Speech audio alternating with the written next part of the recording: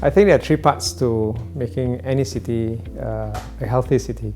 One, of course, would be the environments, and the environment in the broadest sense include the greens, the municipal services that must ensure that it's not just hygienic, it's also pleasant to grow up in. Second part is what you do for yourself. If the city and environment is good, but you keep eating junk food because it's available, it doesn't help at all. The third one is how you repair either the individuals as well as the environment when things go wrong. If we have all these three together, I think it will make the city not just clean but sustainably clean and healthy. One of the key things that we could say is unique about Singapore is that every generation of leaders build on what the previous generation has done. Take, for example, clean water.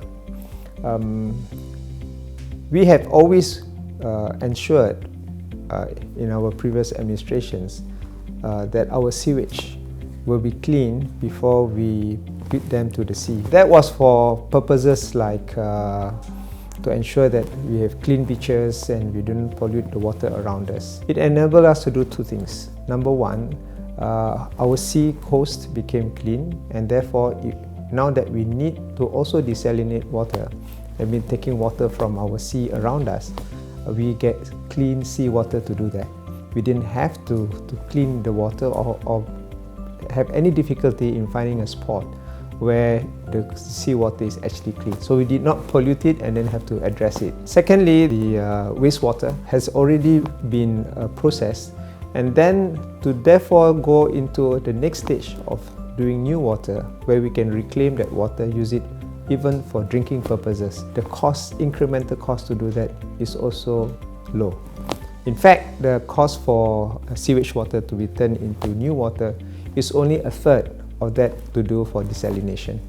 And all this is because we are building on what the last generation have done well, and this is the same policy that we need to do going forward. Choose the right things, the difficult things even, to do so that the next generation can build on what we have done. Because we are densely built urban environments, we have been able to show the world how an urban environment like Singapore, as dense as it is, can be a sustainable one. Climate change is not all gloom and doom. Climate change also demands that you produce solutions that will still allow humans to thrive, but also to respect the environment. So Singapore is a wonderful model where the balance between progress and integrity of the environment is being demonstrated. Even if we have to host petrochemical industries in Singapore, it must be the best of class. It must be one which respects the environment, do not pollute the environment, treats its waste, manage its waste so that it doesn't poison the environment consequently. I'm always proud to bring people to Jurong Island, for example, dignitaries and head of states, and they would expect a petrochemical complex to be polluting and smelling like oil everywhere they go. And the moment they come out of the car and they look around and say, where's the pollution? Or how come I don't smell anything? And I say, well, you're in Jurong Island. This is what Singapore can bring to the world. Responsible production, and that it can be done.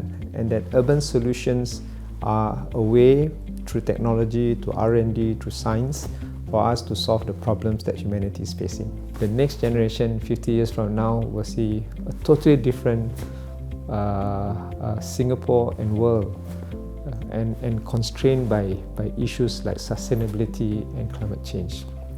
Yet, we must leave them a country which they have faith and hope for.